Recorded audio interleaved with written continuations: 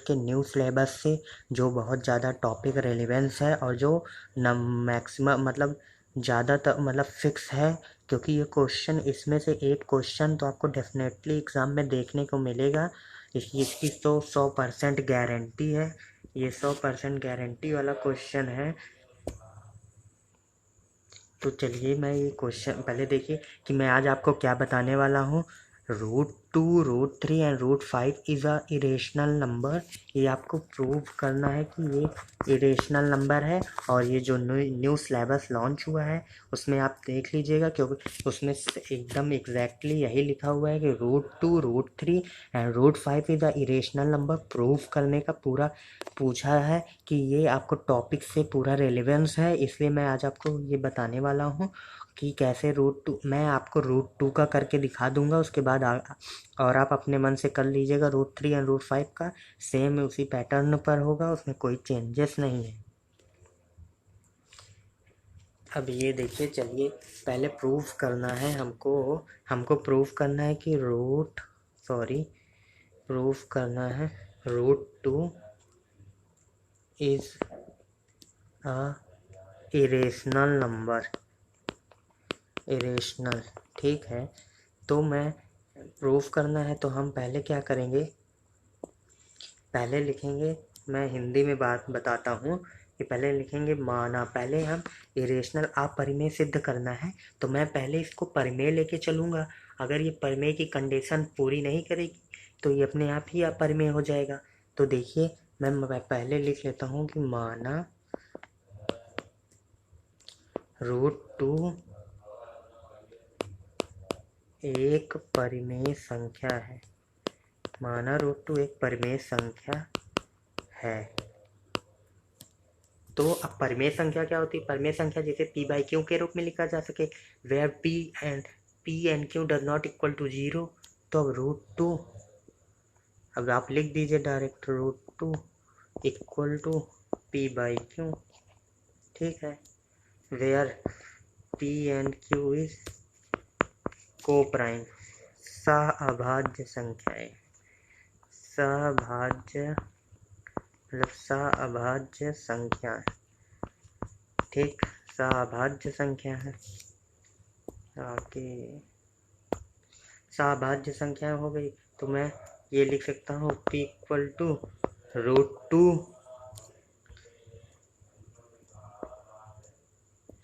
p equal to हो जाएगा √2 क्यों हो जाएगा।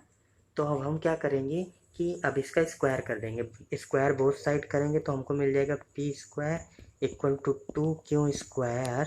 अब हम लिखेंगे q² इक्वल टू p²/2, ठीक, p²/2। अब ये p²/2 लिखेंगे तो अब हम इसमें क्या करेंगे, p² आगे दोनों पक्षों का करेंगे। अब हम यहाँ एक टर्म्स एंड कंडीशंस को सेट करेंगे। अगर जैसे है कि अगर दो जो है q² को विभाजित करता है, अगर 2 q² को विभाजित करता है तो डेफिनेटली जो 2 होगा वो p को भी विभाजित करेगा। अगर p को विभाजित करेगा तो हम लिख सकते हैं p/2 बराबर एक कांस्टेंट मान लेते हैं c। तो कांस्टेंट c मान लेते हैं तो हम पाते हैं कि p बराबर 2c, ठीक है। मैं मानता हूँ p बराबर 2c आ जाएगा। अब ये मैं थोड़ा ये कॉन्सेप्ट समझा दूँ कि मैं इसको कैसे किया, ठीक है। ये कॉन्सेप्ट कैसे आया, p²/2 अगर जैसे मान लीजिए यहाँ 4 होता तो 4 का स्क्वायर/2, ये स्क्वायर 16 भी 2 से कटता है और 4 भी 2 से ही कटेगा। तो इसलिए मैंने ये बताया कि हम मान लिए कि p/2 इक्वल टू c यहाँ मैंने कांस्टेंट लिया है। तो अब हम देखेंगे कि a बराबर 2c, मतलब p इक्वल टू 2c आया तो p की वैल्यू हम 2c रखेंगे। तो मैं उसके लिए नेक्स्ट पेज ले लेता हूँ। अब मैं रखता हूँ कि p बराबर 2c का square equal to 2b² to 4c² equal to 2b, sorry p नहीं है हमारा, क्यू स्क्वायर है ओके। तो हम क्यू स्क्वायर है तो इसको हम क्यू मान लेते हैं।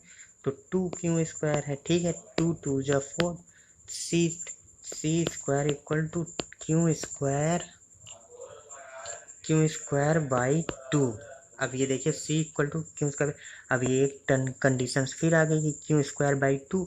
तो जब क्यू स्क्वायर 2 से विभाजित होगा तो क्यू भी 2 से ही विभाजित होगा। तो लिखेंगे हम कि 2 क्यू स्क्वायर से विभाजित है, क्यू स्क्वायर से विभाजित है, इसलिए 2 जो है क्यू से भी विभाजित होगा, क्यू जो है 2 से भी विभाजित होगा। तो हम ये देख रहे हैं कि जो 2 मतलब पी एंड क्यू दोनों 2 से विभाजित हो रहे हैं। तो इसका मतलब ये है कि प्राइम नंबर तो ये को प्राइम पी और क्यू को प्राइम है ये नहीं है, क्योंकि इसमें 2 कॉमन आ जा रहा है जिससे ये दोनों कट जा रहे हैं। तो मैं लास्ट में ये लिखना पड़ेगा, हमें ये लास्ट में ये टर्म ये कंडीशन लिखनी पड़ेगी कि हम देख रहे हैं कि समीकरण ये equation one and equation two में हम देख रहे हैं कि दो गुणनखंड मतलब पी और क्यू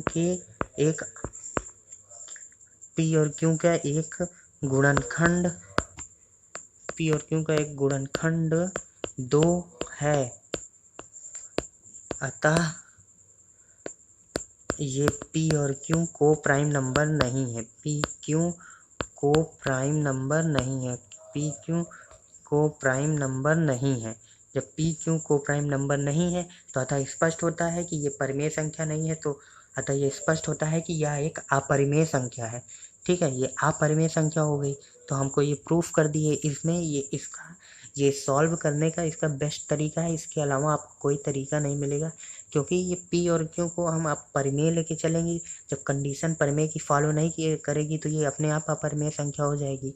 तो मैं इसको कॉपी में कैसे करना है, मैं इसका ये नोट्स लगाया हूँ, आप इसको देख लीजिएगा ये कैसे जो मैंने बताया। इसमें पी क्यू की जगह ए और बी माना गया है, पी क्यू की जगह A and equal to Q की जगह बी माना गया है, और आपको पूरा स्पष्ट कर दिया। इसी तरह आप √3 एंड √7 का अपने मन से प्रैक्टिस कर लीजिएगा। 2 कॉपी ऐसे ही करना है आपको, ये देख लीजिएगा, इसको आप अच्छे से प्रैक्टिस कर लीजिएगा और कॉपी में ऐसे ही लिखेंगे तो ज़्यादा नंबर मिलेंगे। और नेक्स्ट क्वेश्चन, अब मैं कुछ एक्स्ट्रा क्वेश्चन भी आपको बता देता हूँ कि सबके क्वेश्चन को ये कैसे सॉल्व करना है। अब मैं अब एक फॉर्मूला बताने वाला हूँ, LCM into highest common factor equal to A and B. ये एक फार्मूला होता है, इसको आप रट लीजिएगा। तो इसमें जैसे क्वेश्चन में ये पूछा है कि एलसीएम 162 है, हाईएस्ट कॉमन फैक्टर 27 है and one number A equal to 54 into B. तो अब 54 है तो हम 27 2 जा 54 1 2 ए हो जाएगा 81।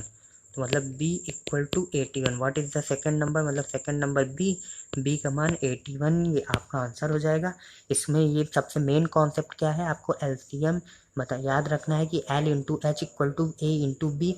ये एक फार्मूला है, आपको ये रटना है, क्योंकि ये सबसे ईजीएस्ट फार्मूला है। L into H equal to A into B, ये आपको रट लेना है क्योंकि ये बहुत ज़्यादा रिलेवेंट है और इसके क्वेश्चंस एग्ज़ाम में बहुत ज़्यादा आते हैं।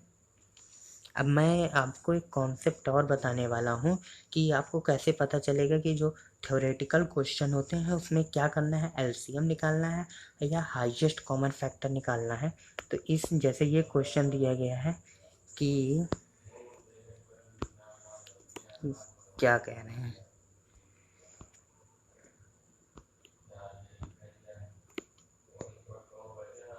एक मिठाई विक्रेता के पास 420 काजू की बर्फियां हैं और 130 बादाम की बर्फियां हैं। वह इनकी ऐसी ढेरियां बनाना चाहता है कि प्रत्येक ढेरी में बर्फियों की संख्या समान रहे और ये ढेरियां जो है प्रत्येक बर्फियों की संख्या समान रहे। वह ये ढेरियां बर्फी की परात में न्यूनतम स्थान घेरें। मतलब ये इसका कहने का मतलब कि ऐसी कितनी ढेरियां बनाना चाहता है कि प्रत्येक ढेरी में बर्फियों की, ये कह रहा है कि हमको बर्फियों की संख्या समान रखनी है और परात में न्यूनतम स्थान भरे, मतलब हमको अधिक से अधिक बर्फियों को रखना है, मतलब अधिक से अधिक मिठाइयों को भरना है, तो अधिक से अधिक का कॉन्सेप्ट है, तो हाईएस्ट कॉमन फैक्टर लगाया जाता है। और जहाँ कम से कम की बात किया जाता है वहाँ एलसीएम लीस्ट कॉमन फैक्टर लगाया जाता है। बस आपको एलसीएम निकालना है, और जो एलसीएम निकालते समय ये ध्यान रखना है कि जब छोटी संख्या जो होती है उससे बड़ी संख्या को डिवाइड किया जाता है। तो 133,420, तो अब जाएगा ये 13, 3 जा जाएगा तो 390, 0, 12 में 9 गए 3, ये कैंसिल, 13 से 130 बार हो जाएगा, तो ये 13, 4 जा जाएगा 120। अब आपको मिल जाएगा 10, अब 10 से 30 को काटेंगे तो 33 जा, ये पूरा पूरा कट जाएगा आपका। और जो इस साइड वाला होता है वही आंसर है। फिर कितनी बर्फियाँ, प्रत्येक ढेरी में कितनी बर्फियाँ रखी जा सकती हैं, तो आपका आंसर हो जाएगा 10 बर्फियाँ प्रत्येक ढेरी में रखी जा सकती हैं। तो ठीक है, ऐसे आपको यही करना है क्वेश्चन। अब एक क्वेश्चन जैसे इसमें महत्तम संख्या ज्ञात कीजिए। अब ये जो जैसे क्वेश्चन दिया महत्तम संख्या ज्ञात कीजिए जिसमें 2011 व 2026 2623 को भाग देने पर शेषफल क्रमशः 9 और 5 आता है। अब ये देखिए इसमें कह रहा है कि शेषफल 9 तथा 5 आता है, तो मतलब इसमें क्या कॉन्सेप्ट है, अगर हम क्या करें कि इस संख्या जो 2011 है और 2623 है, अगर इसमें से हम शेषफल क्रमशः 9, 5, मतलब एक इसमें से हम 9 और 2623 में से 5 अगर घटा देते हैं तो हम पूर्णांक मिल जाएगा, पूरा से पूरा कट जाएगा। और महत्तम समापवर्तक में क्या होता है, हाईएस्ट सबसे बड़ी संख्या कौन सी है जो इन दोनों को पूरा से पूरा काट देती है। तो हम यही करेंगे, 9 और 5 आता है तो भाई 9 2011 माइनस 9 करेंगे, हमको मिल जाएगा 2002, और 2623 में माइनस करेंगे तो हमको मिल जाएगा 2623 माइनस 5 करेंगे तो 2618। अब ये जब मिल गया तो हमको क्या करना है, 2002 बड़ा है तो 2002 को 2618 को भाग देंगे, 2618 तो एक बार जाएगा पूरा, तो 2002, तो आपको मिलेगा 8 में 2 गया 6, 16 हो गया तो 6 से अब ये वाला फिर 2002, ये अब ये जाएगा 3 बार ले जाएंगे।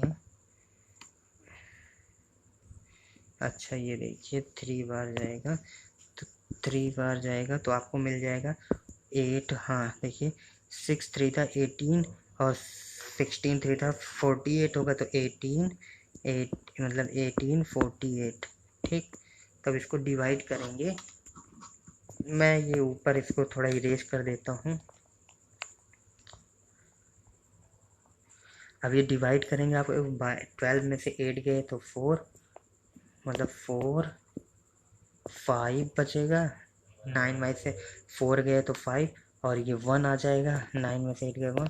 अब ये 154 से हमको 616 को भाग देना है, तो आप 4 बार ले जाइए, 14 से, हाँ 14 कट जाएगा पूरा पर, 616 कैंसिल हो जाएगा, तो आपको ये जो 154 मिला है यही एक वह महत्तम संख्या है जिससे 2618 और 2002 पूरा का पूरा कट जाती है, तो आपका ये आंसर हो जाएगा।